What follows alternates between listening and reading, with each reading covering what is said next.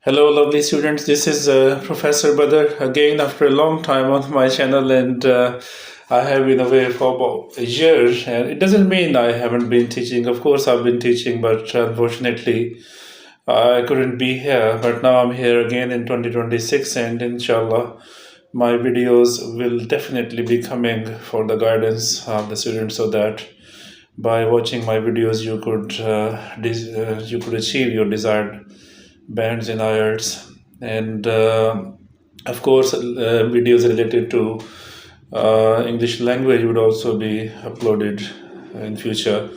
So today I'm going to talk about something very important, some mistakes which students make. Almost out of 199.9 students, or at least 90% students do commit these mistakes. To be honest, if you avoid these mistakes, you will be your writing task, one particularly, will be appreciated much, and it would be dragging, of course. And hope so. After looking at these mistakes, you will never repeat these mistakes. So let's start with the very first mistake, and this mistake is committed by almost all the students who come here, even holding graduation degrees and master's degrees. I've seen students with master's degrees repeating these mistakes. So the very first mistake is that they change the tense of the task. Keep in mind, whatever tense is given in the writing task one, you should be uh, you know doing your writing task one according to that tense. There is a very simple thing why the examiner would be giving you describe this and that data regarding 2015 or 2014 or 2010, and why he didn't give it in the present. Simply because he wants to check your past tenses, whether you can write or speak on the past tenses or not. So what the students do, the data, whether a pie chart, bar graph, or any chart is given, data is given in the past, but what they do is that they present it in the present tenses, which is absolutely unacceptable.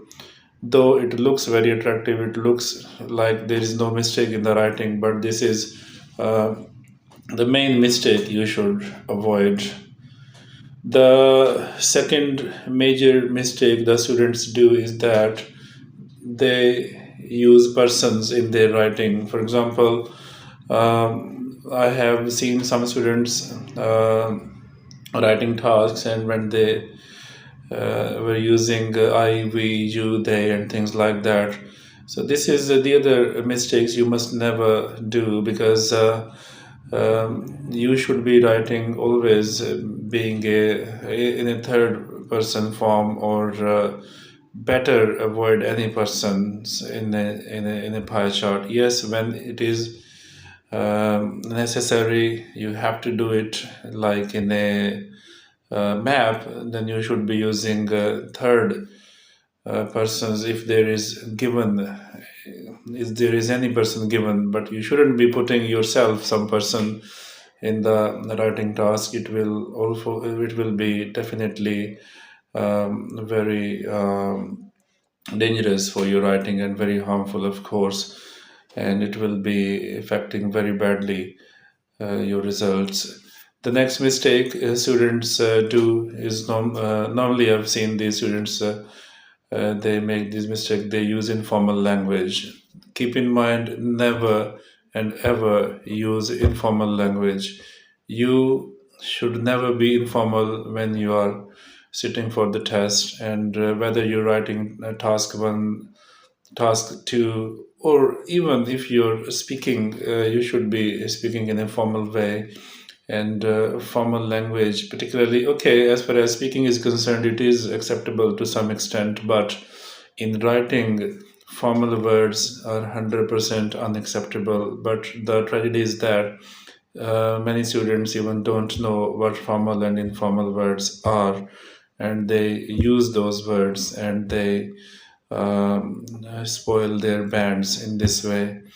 And number four mistake I would like to talk about is repetition of words. I've seen many students will be,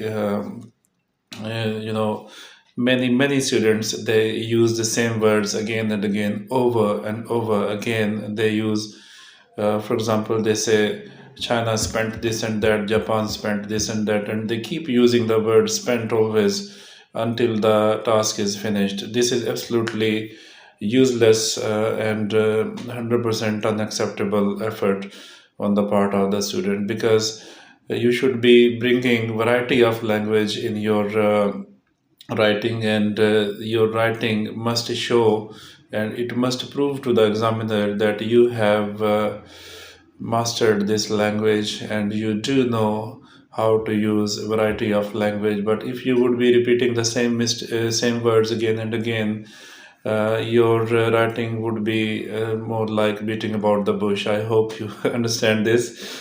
The next mistake I would like to talk about is overwriting. I have seen most of the students, they exceed a word limit given. For example, it's said always in the writing task one that you should be writing, you should be spending 20 minutes and write 150 words. But I've seen students, they exceed the limits and they write an essay for task one, which is unacceptable and absolutely boring.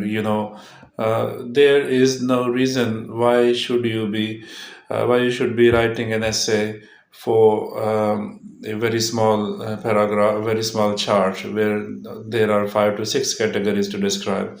So this is a very common mistake I've seen most of the students. Even on the internet, I've seen some blogs where model answers are given, but those answers consist of 190 words, even 250 words, which is the demand of an essay basically.